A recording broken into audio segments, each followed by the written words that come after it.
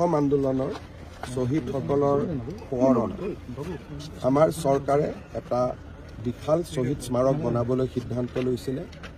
যোৱা 5টা বছৰ ইয়াৰ নিৰ্মাণ কাৰ্য চলি আছিলে।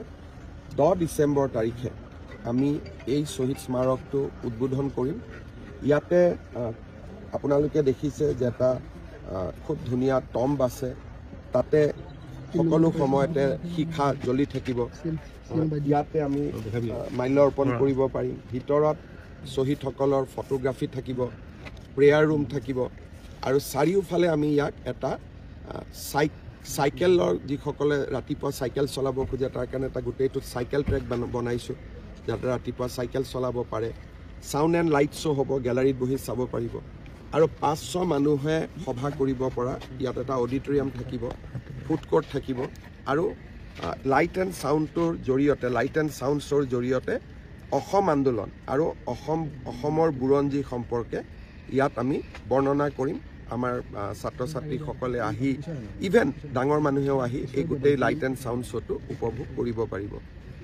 10 তাৰিখে এই শ্বহীদ স্মাৰক আমি উদ্বোধন কৰিম আৰু সিদিনাখনেই সমগ্ৰ অসমতে এই অনুষ্ঠানটো লাইভ টেলিকাষ্ট হ'ব। অসমৰ বিভিন্ন স্থানত শ্বহীদ প্ৰণামো তোমাক গীতটি আমাৰ যুৱক যুৱতীসকলে পৰিৱেশন কৰিব আৰু আমি এটা খুব গাম্ভীৰ্যমূলকভাৱে এই শ্বহীদ স্মাৰকটো উদ্বোধন কৰাৰ বাবে আমি চেষ্টা কৰিম 10 December. We have created a memorial in the honor of martyrs of Assam movement. The project was commissioned 5 years back. Now it is almost in verge of completion. On 10 December, which we observe as a Martyr Day, on that day, this beautiful iconic structure will be inaugurated.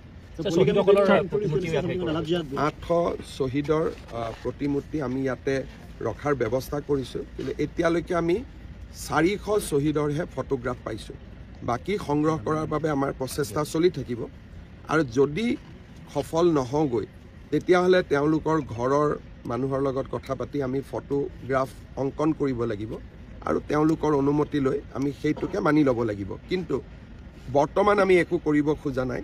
শ্বহীদ স্মাৰকটো হৈ যোৱাৰ পিছত পৰিয়ালৰ মানুহো inspire হ'ব যে নহয়, আমাৰ ভাইটি বা আমাৰ দেউতাৰ ফটোখনো আমি যেনে তেনে সংগ্ৰহ কৰি আনি দিওঁ। গতিকে মই ভাবোঁ যে যোৱাবাৰ মই ইয়াত আহোঁতে 200খন ফটোগ্ৰাফ আছিলে, এতিয়া 400তকৈ বেছি হৈ গ'ল আৰু এবছৰৰ ভিতৰত মই ভাবোঁ যে গোটেই ফটোবিলাক আমি পাই যাম। ডাম্পিং গ্ৰাউণ্ডটো লাহে লাহে নোহোৱা হৈছে, লিগেচি ৱেষ্ট ক্লিয়াৰেঞ্চ চলি আছে। যোৱাবাৰ আহোঁতে যিমান আছিল এতিয়াতো তাতকৈ আধা আছে। বিশ্বমানৰ ক্ষেত্ৰত এটা শ্বহীদৰ প্ৰতি ডাঙৰ সন্মান। অসমত লাচিত বৰফুকন হওক, চৰাইদেউ মৈদাম হওক, বৃন্দাবনী বস্ত্ৰ হওক, অসমীয়া ক্লাছিকেল লেংগুৱেজ হওক, বিহু, আমাৰ ঝুমুৰ আৰু শ্বহীদ স্মাৰক, এতিয়া এই গোটেইবিলাকে যিটো আমাৰ সুস্থ জাতীয়তাবাদী চিন্তা আমাৰ আছিলে, এটা অসুস্থ জাতীয়তাবাদ থাকে, এটা সুস্থ জাতীয়তাবাদ থাকে। আমি সুস্থ জাতীয়তাবাদী চিন্তাৰ প্ৰতিফলন ঘটাইছোঁ। কেইদিনমান পিছত গুৱাহাটী বিমানবন্দৰ উদ্বোধন হ'ব, তাতো এটা সুবিশাল লোকপ্ৰিয় গোপীনাথ বৰদলৈৰ প্ৰতিমূৰ্তি আমি স্থাপন কৰিম।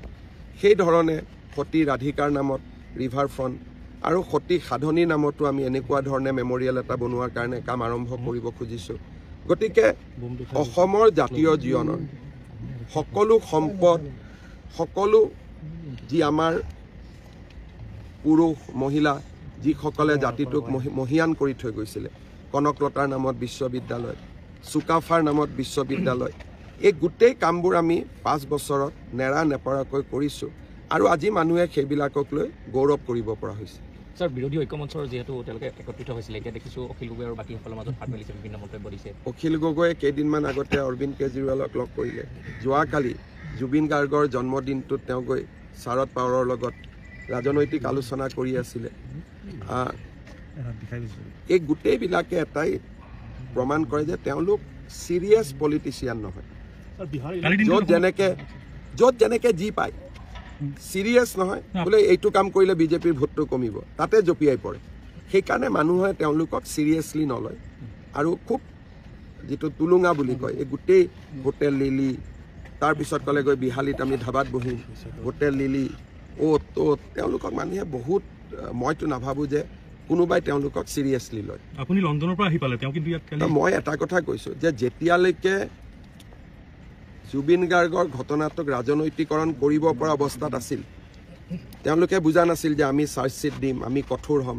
যেতিয়ালৈকে আমি মনে মনে আছিলোঁ, অখিল গগৈ প্ৰত্যেকটো দিনাই জুবিনৰ সমাধিত যায় আৰু তেওঁ গ'লে মিয়া সকলো আহি পায়, এটা পৰিৱেশ নিৰ্মাণ কৰি আছিলে। যেতিয়া দেখিলে যে নহয় চৰকাৰ তেওঁলোকতকৈও বেছি বজ্ৰ কঠোৰ জুবিনক ন্যায় দিবৰ বাবে, আমিতো ফেচবুকক লিখি ন্যায় নিদিওঁ, আমিতো যি ন্যায় দিওঁ হাতে কামে দিওঁ। যেতিয়া তেওঁলোকে দেখিলে আমি বজ্ৰ কঠোৰ, এতিয়া উল্টাই কৈ আছে হত্যা বুলি কেনেকৈ গম পালে, অমুক বুলি কেনেকৈ গম পালে। তাৰমানে এইটো হত্যা নহয় বুলি ক'ব লাগিছিল নেকি? গতিকে তেওঁলোকৰ ৰাজনীতি বিজেপিক বিৰোধিতা কৰাতে সীমিত, আন কাকোলৈ তেওঁলোকৰ চিন্তা নাই। মইতো এছেম্বলিত এবাৰ গায়ো দিম যে জীৱনকালত এই মানুহবিলাকে কিমান জুবিনক সমালোচনা কৰিছিল। ছাৰ আপুনি বৃন্দাবনী বস্ত্ৰ চুক্তি কৰোঁতে জিন্সৰ হৈ পিনাৰ কাৰণে অখিল গগৈ আপোনাক মই কি পিন্ধিব লাগে? সেইখনতো সত্ৰ নহয়, লণ্ডন মিউজিয়ামটো সত্ৰ নেকি? অখিল গগৈৰ নট অলপ ঢিলা আছে। বৰদোৱাত গ'লে আপুনি ধুতি পিন্ধিব। এতিয়া মই কোটটাই পিন্ধা মানুহবিলাকৰ লগত লণ্ডন মিউজিয়ামত, মই তাতে মানুহে জাতীয় সাজ পোছাক পিন্ধা এই জেগাটোতো নহয়। কিন্তু অখিল গগৈয়ে সত্ৰত যাওঁতে লং পেণ্ট পিন্ধি যোৱা ফটো আপোনালোকে দেখিছেনে নাই? মইতো বৰদোৱাত কেতিয়াও লং পেণ্ট পিন্ধি নাযাওঁ, হয় নহয়? গতিকে মোক সমালোচনা কৰিব গৈ তেওঁলোক নিজে এক্সপ'জ হৈ যায়। তেওঁলোকে পাহৰি যায় যে আমি আগতে কি কৰি থৈ দিছিলোঁ।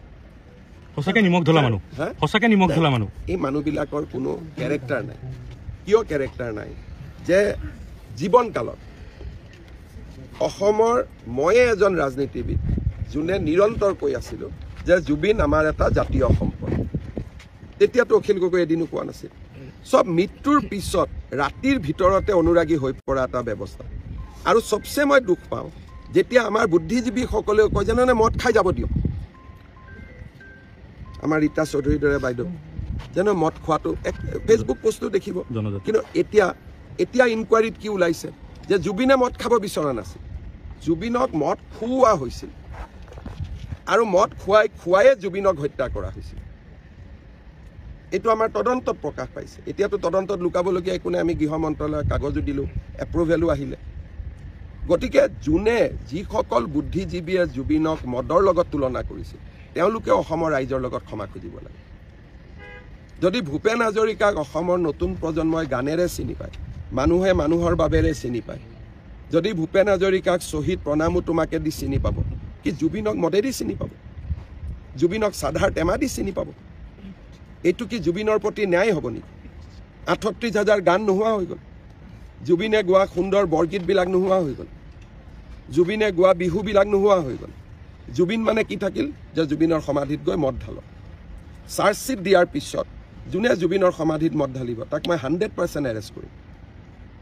মই চাৰ্জশ্বিট দিয়ালৈকে ৰখি আছিলোঁ, কাৰণ চাৰ্জশ্বিটত আপোনালোকে বুজি পাব যে জুবিনে মদ খোৱা নাছিল, জুবিনক মদ খুওৱা হৈছিল। গতিকে তাৰ পিছত যি মদাহী জুবিনৰ সমাধিত যাব, যোনে জুবিনৰ সমাধিত মদ ঢালিব, ধৰি লওক মই চচুৰাই আনি এৰেষ্ট কৰিম। এনে এৰেষ্ট নকৰোঁ, চচুৰাই আনি এৰেষ্ট কৰিম। খালি মই ৰখি আছোঁ যে চাৰ্জশ্বিটখন দিয়ক, কথাটো অফিচিয়েল হয়। আৰু আপোনালোকে ধৰি ল'ব যে হিমন্ত বিশ্ব শৰ্মা যেতিয়া মনে মনে থাকে কিছুদিন, তেতিয়া মই বুজি পাই থাকোঁ যে কিবা এটা ভাবি থাকোঁ। আৰু মোৰ ভাৱ এইটোৱে যে তদন্তত ওলাওক যে জুবিনে মদ নাখাইছিল, মদ খুওৱা হৈছিল। সিদিনাখনৰ পিছত জুবিনৰ সমাধিত যোনে মদ খাই যাব আৰু জুবিনৰ সমাধিত যোনে মদ ঢালিব, মই টানি চচৰাই আনিম থানালৈকে। নালাগে নিশ্চয়, অসমীয়া মানুহ। চব বিহাৰ ইলেকশ্যন বুলি নহয়, অসমে নিজৰ ভাৱেৰে জিকিব। বিহাৰেতো অসমৰ পৰা আঁচনি লৈ গৈহে জিকিছে। গতিকে আমি বহুত বেছি শক্তিশালী। বিহাৰত যি দেখিছে, অসম হ'ল এইবিলাক আঁচনিৰ জননী, লাডলি বেহেনা বা যিবিলাক, ইয়াৰ জননী হ'ল অসম। গতিকে অসমে কিমান ভাল কৰি ইলেকশ্যন জিকিব এইটো মাত্ৰ অপেক্ষা কৰি থাকক। ফেচবুকত মিয়াই হিন্দু নাম লৈ কৰা পোষ্টবিলাক অসমীয়া মানুহৰ প্ৰতিফলন নহয়। আজি ফেচবুকত আপোনালোকে সেই ফেচবুকত এণ্টি বিজেপি হৈ আছে। মেক্সিমাম মিয়াই এটা হিন্দু নামত একাউণ্ট খুলি ৰাখে।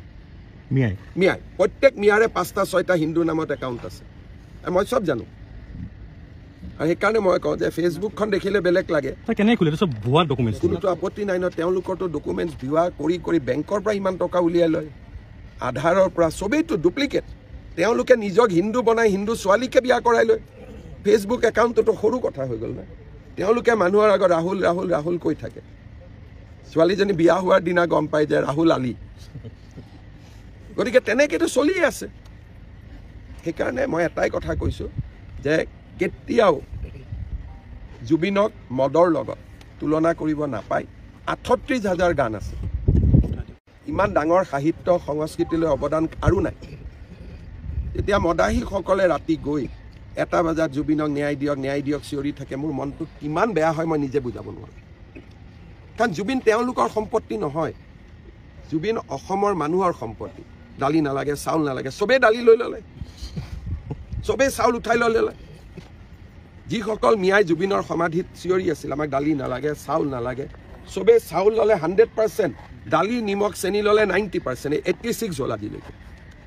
ক'ত গ'ল এতিয়া এইবিলাক গতিকে গোটেইবোৰ কিয় আহিছিলে জুবিনক ভাল পাই নহয় বিজেপিক বিৰোধিতা কৰিবলৈ হিমন্ত বিশ্ব শৰ্মাক বিৰোধিতা কৰিবলৈ যাতে এভিকশ্যন নহয় যাতে চৰকাৰখন ভাঙি যায় কোনেও জুবিনৰ গান এটা গা বুলি ক'লে গাব নোৱাৰে অলপ আগতে মই নলবাৰীত কৈ আহিছোঁ আমি দুৰ্গা পূজাত জুবিনৰ ফটোক শ্ৰদ্ধা জনালোঁ আমি ৰাসত জনালোঁ লক্ষী পূজাত জনালোঁ এতিয়া গৌৰীপুৰত অহা মাহত ইষ্টেমা আছে তাতে জুবিনৰ ফটো লগাবনে নাই মই নিজে চাব যাম 21 ডিচেম্বৰত গৌৰীপুৰত মিয়াসকলে এখন ডাঙৰ ধৰ্মসভা পাতিছে প্ৰায় 4-5 লাখ মানুহ হ'ব তাতে মঞ্চত জুবিনক চাকি জ্বলাই নে নলয় আমি চাব লাগিব তাৰ মঞ্চত জুবিন গাৰ্গৰ ফটো থাকিব লাগিব তাৰ মঞ্চত চাকি জ্বলাই মম জ্বলাই জুবিনক শ্ৰদ্ধা জনাব লাগিব এতিয়া মোৰ ভয়তে হয়তো ইষ্টেমাই কেনচেল কৰি দিব স্যাৰ অসমৰ ৰাজনীতিত এআইএমএমে প্ৰৱেশ কৰিব বিচাৰিছে আৰু এআইএমৰ সৈতে মিয়াই যা কানে আনি থাকক মোৰ একো ক'বলৈ কিন্তু কালি এআইএমএমে নস্যাৎ কৰিছে এই কথা মোৰ কোনো ইণ্টাৰেষ্ট নাই মিয়াই যা কানে আনি থাকক মোৰ যা কানে প্লেয়াৰ আনে ফুটবল প্লেয়াৰ আনে ক্ৰিকেট প্লেয়াৰ আনে যাকে আনে আনি থাকক হ'ব